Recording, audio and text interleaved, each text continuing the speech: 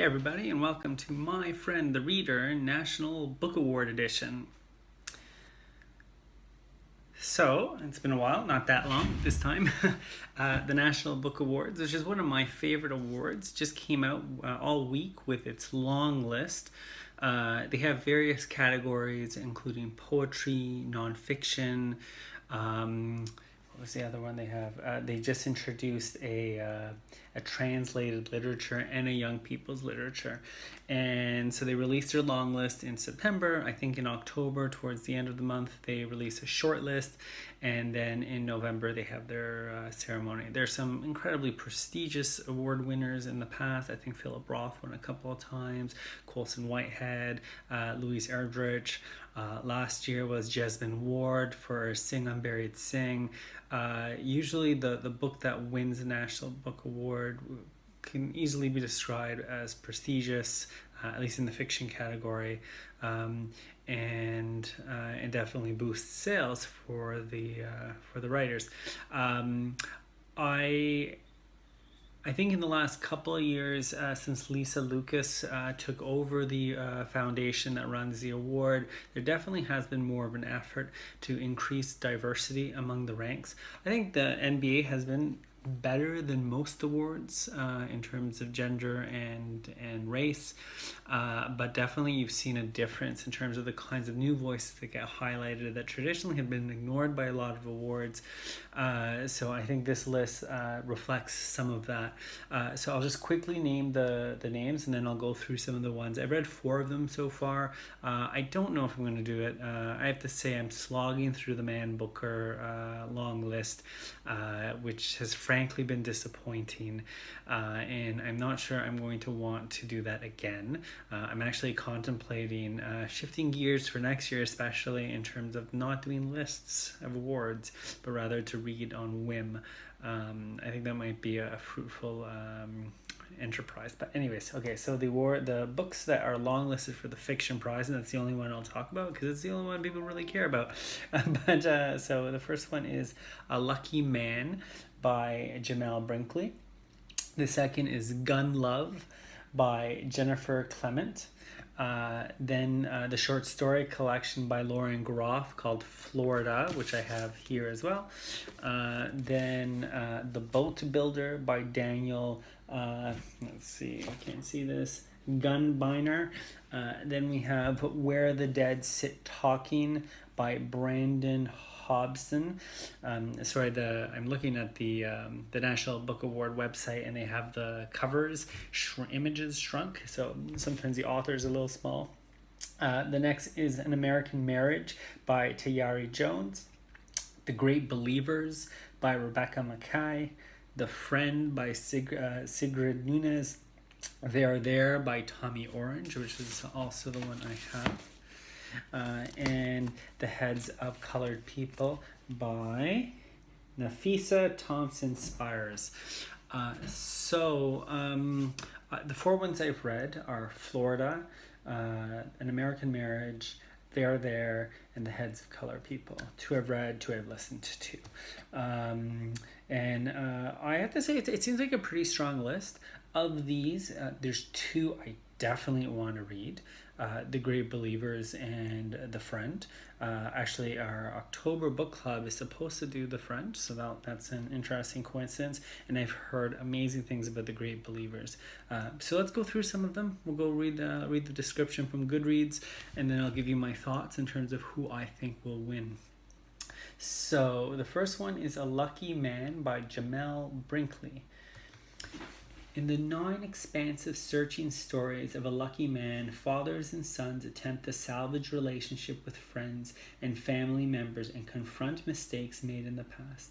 An imaginative young boy from the Bronx goes swimming with his group from day camp at a backyard pool in the suburbs and faces the effects of power and privilege in ways he can barely grasp. A teen intent on proving himself a man through the all-night revel of Jouvert can't help but look out for his impressionable younger brother. A pair of college boys on the prowl follow two girls home from a party and have to own the uncomfortable truth of their desires. And at a Capoeira conference, two brothers grapple with how to tell the story of their family, caught in the dance of their painful fractured history. Sounds good. It's a short story collections. The NBA, unlike many other awards, has a reputation for actually awarding short stories. I can't recall some of them, but you can go to their website and look at their winners. But collections have won before and relatively often. So the next one is Gun Love by Jennifer Clement. 14-year-old Pearl France lives in the front seat of a broken-down car, and her mother, Margot, lives in the back. Together they survive on a diet of powdered milk and bug spray, love songs, and stolen cigarettes. Life on the edge of a Florida trailer park is strange enough, but when Pastor Rex's Guns for God program brings Eli Redmond to town, Pearl's world is upended. Eli pays regular visits to Margot in the back seat, forcing Pearl to find a world beyond the car. Margot is given a gift by Eli, a gun of her own, just like he's given her flowers. It sits under the driver's seat, a dark presence. Feels very timely. A book taking place in Florida, dealing with guns, is obviously something that's in the minds of people. I'm curious. We'll see. It has decent reviews on Goodreads. And The Boatbuilder by Daniel Gumbiner. At 28 years old, Eli Berg Koenigsberg has never encountered a challenge he couldn't push through until a head injury leaves him with lingering headaches and a weakness for opiates. Berg moves to a remote Northern California town, seeking space and time to recover, but soon finds himself breaking into homes in search of pills. Addled by addiction and chronic pain, Berg meets Alejandro, a reclusive boatbuilder, and begins to see a path forward. Alejandro offers Berg honest labor, but more than this, he offers him a new approach to his suffering, a template for survival amid intense pain. Nurtured by his friendship with Alejandro and aided too by the comradeship of many of Tellini's, Berg begins to return to himself. Written in gleaming prose, this is a story about resilience, community, and what it takes to win back your soul. The next one is Where the Dead Sit Talking. And this seems to be one of two Indigenous authors, and that's significant. I think There obviously has gotten more attention, but this is another one included in this list. With his single mother in jail, Sequoia, a 15-year-old Cherokee boy, is placed in a foster care with the Trout family. Literally and figuratively scarred by his unstable upbringing, Sequoia has spent years mostly keeping to himself, living with his emotions pressed deep below the surface. That is, until he meets a 17-year-old Rosemary, another youth staying with the Trouts. Sequoia and Rosemary bond over their shared Native American backgrounds and tumultuous past through the foster care system. But as Sequoia's feelings toward Rosemary deepen, the precariousness of their lives and the scars of their past threatened to undo them both. And The Great Believers, this is one of them that has gotten tons of praise, and it's one of the only two ones that have received starred reviews both in Publisher Weekly and Kirkus Review, which is telling sometimes for who's the most likely to win awards. So, The Great Believers by Rebecca Makkai. A dazzling new novel of friendship and redemption in the face of tragedy and loss set in the 1980s Chicago and contemporary Paris by the acclaimed and award-winning author Rebecca Makkai. In 1985, Yale Tishman, the development director for an art gallery in Chicago, is about to pull off an amazing coup, bringing in an extraordinary collection of 1920s paintings as a gift to the gallery. Yet as his career begins to flourish, the carnage of the AIDS epidemic grows around him. One by one, his friends are dying, and after his friend Nico's funeral, the virus circles closer and closer to Yale himself. Soon, the only person he has left is Fiona, Nico's little sister. 30 years later, Fiona is in Paris tracking down her estranged daughter who disappeared into a cult. While staying with an old friend, a famous photographer who documented the Chicago crisis, she finds herself finally grappling with the devastating way AIDS affected her life and her relationship with her daughter. The two intertwining stories take us through the heartbreak of the 80s and the chaos of the modern world, as both Yale and Fiona struggle to find goodness in the midst of disaster. Sounds great.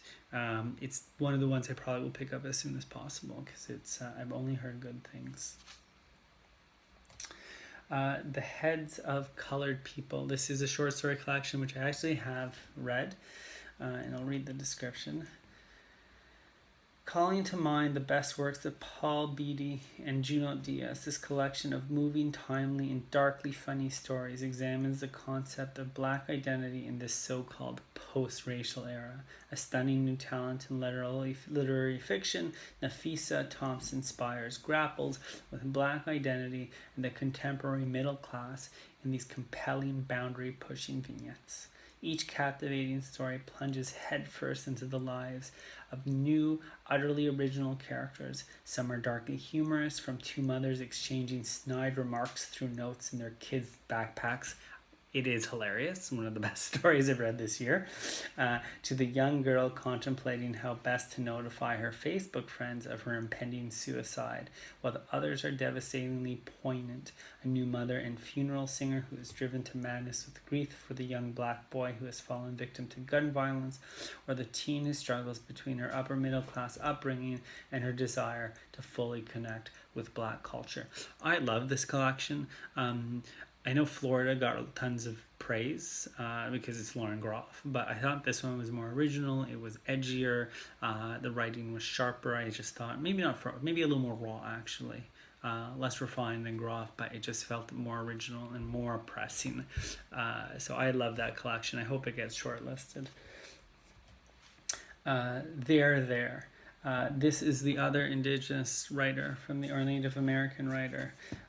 There is a relentlessly paced, multi-generational story about violence and recovery, memory and identity, and the beauty and despair woven into the history of a nation and its people. It tells the story of 12 characters, each of whom have private reasons for traveling to the big Oakland powwow.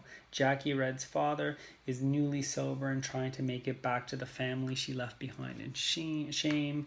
Dean Oxidine is pulling his life back together after his uncle's death and has come to work at the powwow to honor his uncle's memory.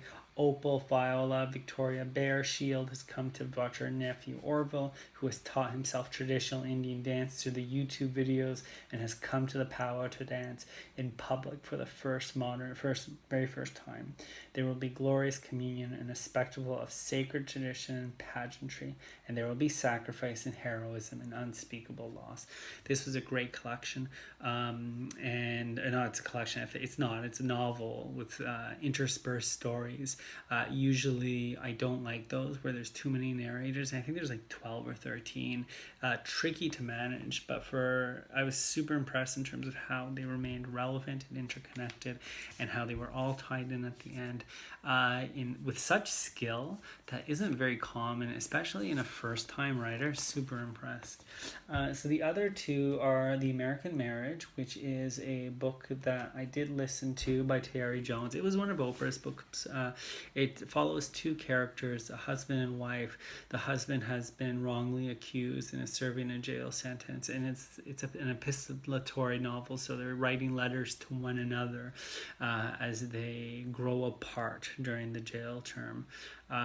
It's powerful, but with all these novels, these writings back and forth, I find it it lose some momentum at times, and so it wasn't my favorite. I still gave it 4 stars, but I don't think it matches some of the other writing here. I think it's, but who knows? Obviously the judges disagreed, but maybe it deserves to be on the long list. And the last one, of course, is Lauren Groff's Florida.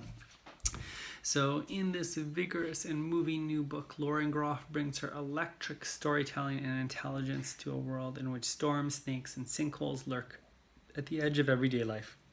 But the greater threats and mysteries are of a human, emotional, and psychological nature. Among those navigating it are a resourceful pair of abandoned sisters, a lonely boy, grown up, a restless, childless couple, a searching homeless woman, and an unforgettable recurring character, a steely and conflicted wife and mother. I like this. Lauren Groff is a pro. Everything she writes is good. I didn't think, there was a couple of stories that stood out, but it was a lot of short story collections. There's an inconsistency often there, and I felt it. There were a lot of good stories. There was 1 or 2 very good stories, but nothing that really wowed me. And I think it's not a fault of Groff. I liked Fates and Furies quite a bit, but I think it's also a reflection of someone who's just very good at what they do, and maybe our expectations are so high that we don't get blown away necessarily. So in terms of those books, I think I accidentally took it down. In terms of who the favorites, I would say They're There and The Great Believers are the favorites to win. But, you know, it's a panel, so who knows? I think those are both novels that have, especially They're There, have definitely touched something. It was one of the bigger novels or buzzed about novels in the summer. So I would imagine both of those would be there. Oh, I forgot one. My fault. The Friend. Let's see if I can pull up the description. The Friend, and I want to read this one. Okay. When a woman unexpectedly loses her lifelong best friend and mentor, she finds herself burdened with the unwanted dog he has left behind. Her own battle against grief is intensified by the mute suffering of the dog, a huge Great Dane, traumatized by the unexpected disappearance of its master and by the threat of eviction. Dogs are prohibited in her apartment building. While others worry that grief has made her a victim of magical thinking, the woman refuses to be separated from the dog except for brief periods of time. Isolated from the rest of the world, increasingly obsessed with the dog's care, determined to read its mind and fathom its heart, she comes dangerously close to unraveling. But while troubles abound, rich and surprising rewards lie in store for both of them. I love dogs, so I think I'm going to love this story, and it sounds so good and poignant and sad, which is my kind of style anyways. So anyways, go back. Who do I think will make the short list, the 5? Definitely The Believers and They're There. I wouldn't be surprised if something like A Lucky Man got in. It sounds like a pretty good collection, but that would be, I'd rather it get there than Florida. I would like to see The Heads of Colored People because I thought it was great. And then maybe The Friend and one of the others lesser known writers. I managed to get from the library right away after the list was announced both a copy of Where the Dead Sit Talking and Gun Love. So I don't know if I'll get to them if they aren't shortlisted, but we will see. Anyways, thank you. The Giller Prize long list comes out on Monday morning, so I'm going to try to make a video in the evening or in the afternoon to go through it. I've actually read a bunch of Canlit this year. I just finished Rawi Haj's book, The Beirut Fire something Society, which was good.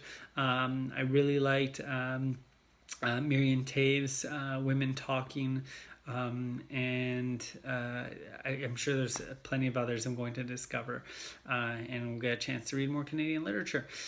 So anyways, thanks, and I'll talk to you soon. Bye-bye.